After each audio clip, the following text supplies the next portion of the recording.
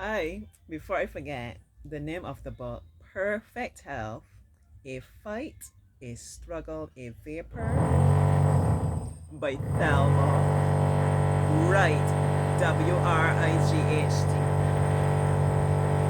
I'm gonna get a photo and hold it up that you can see though, right? Yeah, that's the book about how the lady took care of the ex-husband. He had prostate cancer. I recommend it. And it's written in a very simple way.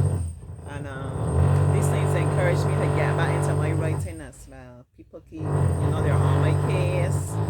We're missing your writing. What are you doing about your writing? Hello, Tafawa. That's my friend. St. Lucia, between St. Lucia and UK. I'm not even sure where you are right now, but he's been writing. He writes the newspaper there in St. Lucia. He writes an article. Yeah. Political and policy and that heavy kind of stuff. Yeah, but very informed, very witty. And he's saying some of his things to me and asked for my opinion, and I was only too happy to share. Yeah, so proud of you. I love to see my friends flourishing. One thing about me, I love to know the people in my life that I appreciate are flourishing. So, to the book at hand, The Clutter Remedy, right? It's a book about decluttering, changing up your living space, or it could be your working space, or whatever. A very good book. I have probably about less than 10 pages left. I'm going to finish this in a couple of minutes, very soon. What I like about it is not just giving you advice in terms of tidying and organizing. Mind you, there's a lot of that too, right? But it brings home the point. This is so much more than just physical. You need to be able to understand yourself, get to the root of the problem. Why am I like this? If you find you're a person that procrastinates a lot, over here, you have to even consider the way that you speak. You would hear Auntie. Maybe I'll go and get the strings and the pick for that guitar.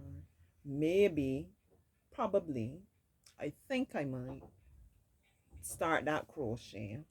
Mm? One of these days I'll get around to writing that about all these kind of things. You have to speak in a way like of surety, I will. Not maybe and I might and that kind of thing. Yeah.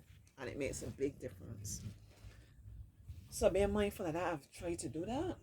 Even in terms of my conversations, like if I'm chatting with somebody online or even in person, I try, it would take some time, but I try to do that.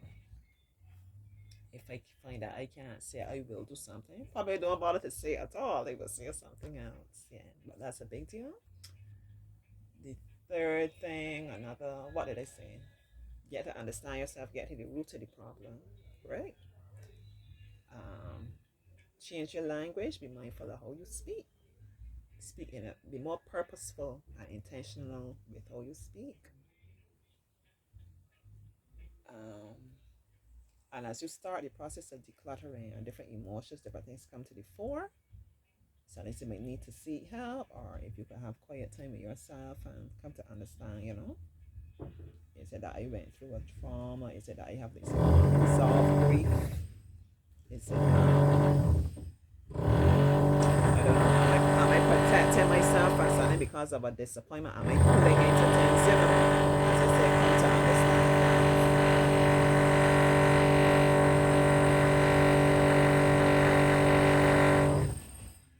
One thing, you must always have balance, ebb and flow.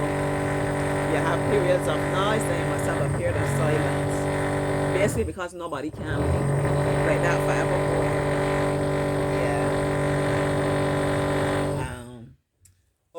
One of the big things that